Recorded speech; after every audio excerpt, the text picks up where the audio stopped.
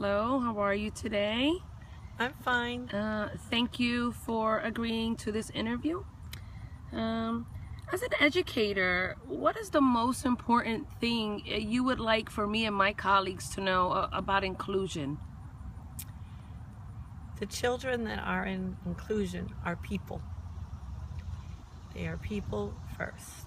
Before they're a student, before they're a student with special needs, they have to be a person. They have desires as every other child does. They know right and wrong, but they have obstacles that they have to overcome, and they have them forever.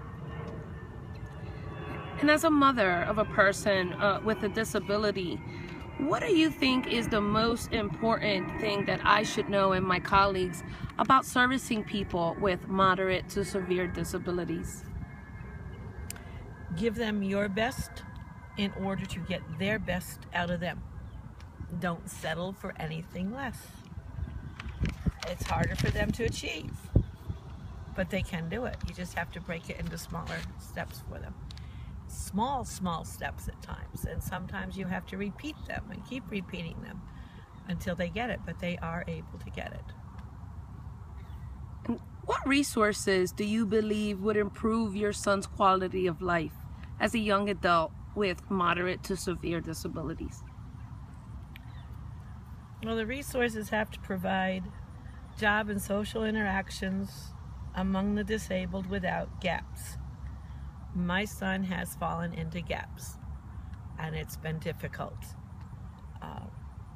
You have to make known to the parents what's out there and how to avoid them. Not wait until they fall into a gap and then say, oh, that we can't do anything, our hands are tied. And what services, past or present, do you feel have had the greatest impact on your son? OVR has had a great impact because they've gotten him his hearing aids. And just for clarification, I'm sorry, what is OVR? Occupational, vocational resources, or rehabilitation. I'm not totally positive, but it works with all of the handicapped, and it's in Center City. Everybody has to file through there eventually. And it was all because somebody knew of them. It's not because I knew of them, but one of the social agencies knew of that possibility, pursued it, and were able to get him his hearing aids. And what services do you feel could use the most improvement? All of them. I found out about SSI from a magazine. Now, he's had Down syndrome since he was born, but because I didn't find out about it till a year later, that is when they started giving us any sort of money because of it. It didn't go back to his birth. So, you know, in the hospitals, when they know it's a birth-related disability, they ought to tell the parents what should be done and how to go about it and what's out there, and they didn't.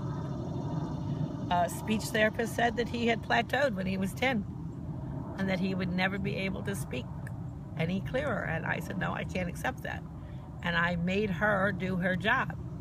When he was 18, she came back and said that she was glad that I had pushed him because she was wrong, that he had continued to grow. But she had told me he had, without any question, had plateaued.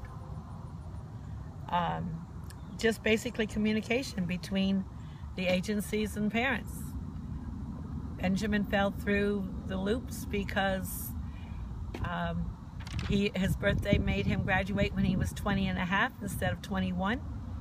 We had always been told that he could stay until he was 21. We were not told that he had to in order for the agency services to pick him up. And so because of that half year, he went onto a waiting list, and he is still waiting for services to lead him into a job. And he is now 24. Well, thank you so much for your time, and I appreciate your unique perspective. There's one other aspect that I forgot. The supervision of personnel in the agencies, because last fall my son was lost in Center City for 5 hours, all because of his job coach not clearly communicating with my son and told him to catch a bus, and the bus took off without the coach, and he was totally lost on his own down in Center City. So communication is key to the parents as well as the personnel working with the disabled. Thank you so much for your time.